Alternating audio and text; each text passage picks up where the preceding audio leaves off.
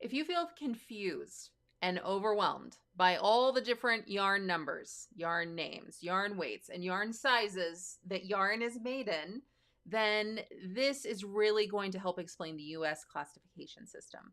Hi, I'm Selena Baca, founder, host, lead educator with the American Crochet Association with Goose today, and I want to talk to you guys about yarn weights. And this is really a guide for crocheters. This is why I don't do live, because my dog wants to get in on the action. This is a guide for crocheters, and it does come with a very handy cheat sheet. So if you want all of the details that I'm outlining today, just click on the link in the video description for more. Now, yarn is a gorgeous and dynamic fiber, and probably one of the main reasons that you love crochet so much. I know that's true for me. But it's complicated. Do you feel that way? Have you ever felt like the relationship that we have with yarn is complicated? We love it, but it doesn't really do what we want it to do sometimes. So I'm here to cover the basics so that you can learn more about how to choose the best yarns for all of your crochet projects. Okay, first and foremost, what are yarn weights? Yarn weight is not about how much a ball or skein or a hank of yarn weighs in terms of ounces or grams or pounds, even though that would make a whole lot of sense, right? In the yarn world, weight actually refers to the thickness of the strand of yarn itself, and this is also known as the gauge. So think of it like this. Yarn comes in all different sizes, just like clothing, right? Small, medium, large, extra large. But even though we have small, medium, large, and extra large, there's still some differences in there, right? Not all smalls are the same. Not all mediums fit the same. Not all larges look the same. So yarn weight helps you determine which size of yarn is best suited for your particular project, whether it's a really delicate, tiny thread or lace, or something super chunky that you need maybe for a snuggly blanket. So knowing yarn weights is really going to help you choose the right yarn for your project so that you can match the patterns up correctly and even substitute yarns with confidence. So the next time you see the term yarn weight, just remember, it's all about thickness, not heaviness. You might wonder also how many yarn weights are there, because there's so many different numbers and terms, and it just kind of feels like the classification system is all over the place, right? So in the US, yarn is manufactured and classified into 8 main categories. So it's numbers 0, 1, 2, 3, 4, 5, 6, 7.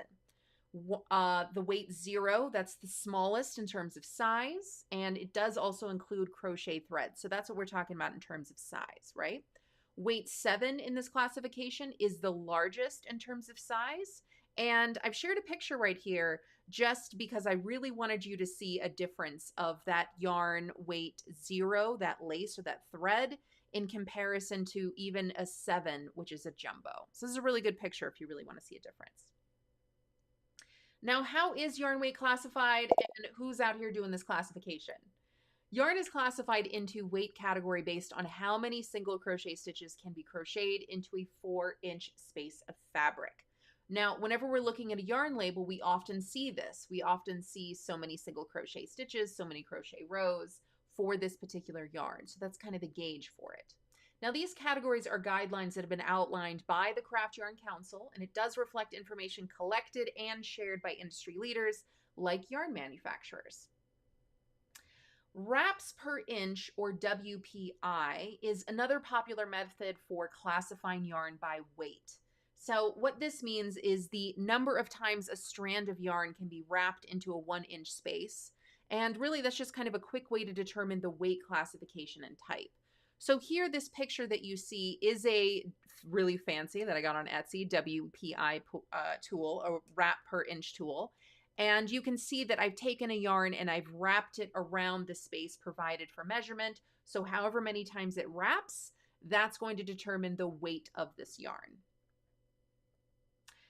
How can you tell what weight your yarn is?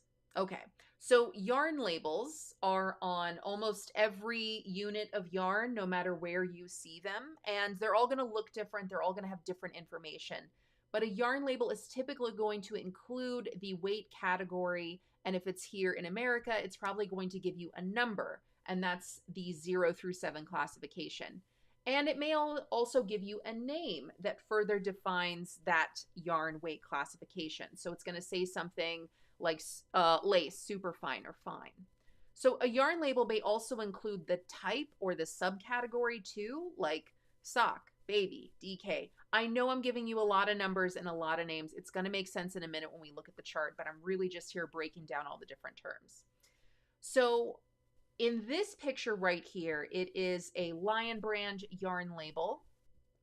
And I put the little squiggly line to show you that there's this little icon of a skein of yarn and it says medium 4. So this particular yarn is a weight 4, so it's in the 4 category in terms of numbering, and it's also in that medium classification. So swatches are going to be a great tool for measuring the gauge of your yarn. And gauge refers to the number of stitches, remember, across in terms of width, and rows in terms of height within a fabric. And typically we're taking that measurement of 4 inches by 4 inches. Not every crochet project that you work on is going to require precise sizing, so swatching isn't always going to be necessary. However, if your project does depend on size, something like a fitted garment or a hat, something where size really matters, checking the gauge of the yarn, making sure you have the correct gauge of yarn, and making sure you have the correct gauge in terms of your stitches and rows, that really is going to be essential. So when you crochet a swatch, you can see your stitch and row measurements, and that's really going to help you to determine how your finished piece will turn out and whether any adjustments are needed. So if you want to learn more about how to crochet a swatch, then I also have an article that you can click on over and get more information on. Okay, so here's the yarn weight chart that I keep referencing. The weight category in terms of number and class, the subclass, and then also the hook size. So there is a ton of information here, and all of this is data that has been determined by the Craft Yarn Council, and it does reflect information collected and shared by industry leaders. So I did not make this up. I'm just sharing the information that has been decided by the industry. Now, the reason I didn't start with this chart is because I really wanted to make sure that we understood all of the numbering and the information in here. So for each of the 8 categories, there are also subcategories or types that help to further define the thickness. And that's because, and you may have seen this yourself, one of my favorite yarn weight categories is the weight 4, medium. That's the yarn weight that I use most often. However, you may have noticed this, not all weight 4 yarns are exactly the same. You can even get a weight 4 yarn by the exact same manufacturer, let's just say Lion Brand yarn. There could be 2 or 3 different yarns that fit into that weight 4 category, but depending on the fibers of the yarn, depending on how the yarn was manufactured, depending on whether or not the yarn was treated, it can have different density, it can have different thicknesses, and it can just kind of have different bounce, so many different characteristics. So what we're seeing here is a breakdown of the weight numbers and the weight class. So do you have to put all this information to memory? Absolutely not. Do you have to know all of these different things every single time you buy yarn? It's helpful to take a glance. And that way, whenever you're following a pattern, most importantly, if a pattern says, I specifically use this yarn, or I specifically used weight 4 Aran weight, then you know weight 4 Aran weight is going to be very different than weight 3 DK. Weight 4 Aran weight is, you know, even though they're all in the medium classification, that's going to be different than weight 4 worsted weight. So really this just outlines all of the different terms and the numbers that we attribute to yarn, and it shows you that all of these things are very, very different. So hopefully that's the thing we take away from this right here.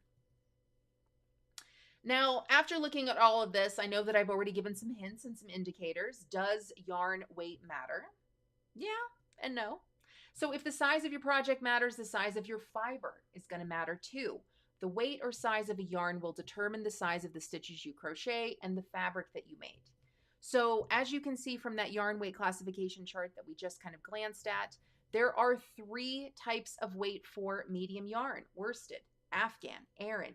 Each one of those types is going to create a slightly different single crochet stitch count over a 4-inch space, not only in stitches but also in rows. So this means that each type of weight 4 medium yarn will work up to be a slightly different size. So if you are following a pattern that lists a specific yarn category and type, then use that yarn to create the same size project. Or if you are substituting yarn, be sure to use the same yarn category and type for the closest match possible. And if you want some more information about substituting yarn, I do have an article with even more tips that'll be helpful. Okay, now this is the fun part. I don't always give you guys a little, a little thing to do, but I really hope that everybody watching and following along does this. I really want you to take these new skills and test them out. I think that you're going to have fun, and I think that you're going to learn things, and I really want to turn this into a community activity. So stay tuned till the end. I'll tell you what to do, okay? So first and foremost, almost everybody has a yarn stash, right? Almost everybody? Yes, no, maybe? So what I want you to do is go through your stash and choose at least three completely different yarns that are in the same numbered category. So if you deal a lot with weight 3 yarn, choose 3 different weight 3 yarns. Weight 4, choose 3 different weight 4 yarns. If you have as many as 3, that's fantastic. If you only have 2, this will still work, okay? So what I want you to do is use the single crochet stitch to work up 10 stitches by 10 rows of each one of those yarns. If you want a tutorial on how to make a 10 by 10 swatch of single crochet, either you want to learn the stitch or you just want to see how to make a swatch in action, then I have a video tutorial for you. So after you make those swatches, what I want you to do is measure each one, because I think that you're really going to see some differences. I want you to measure not only the stitches, but measure the rows and see how different they are. So write down those exact measurements. So also think about what you've learned by doing that, because maybe these yarns are different fibers, maybe they're different textures, maybe they're different densities, maybe you have 2 weight 4 yarns and one is far loftier than the other, so really kind of put those two to the test together. And next, this is the fun part. This is what's going to make it a real community event, is what I want you to do is share a picture of your yarn swatches. Let us know what yarn you used. So you can even tell us exactly what's on the label in terms of the brand, the type, all of that kind of stuff. And tell us how your stitches measure up. So give us the measurements of those. I cannot wait to see your swatches. I think this is going to be a lot of fun. And if you have any questions, comments, feedback, let me know in the comments. I'd be happy to see them and get back to them as soon as I see them. Okay, if you liked this video, do me a favor, hit that like button. And subscribe, because I love sharing tips like this. I have tons of articles that I go over every single week, so I'd love to see you here again next time. And questions, comments, feedback, you're welcome to post them right here or over in our free online community, and I have it all linked. I have all these resources in the article that I shared below. So enjoy. Peace, love, crochet, everyone. Thanks for being part of the ACA. See you next time.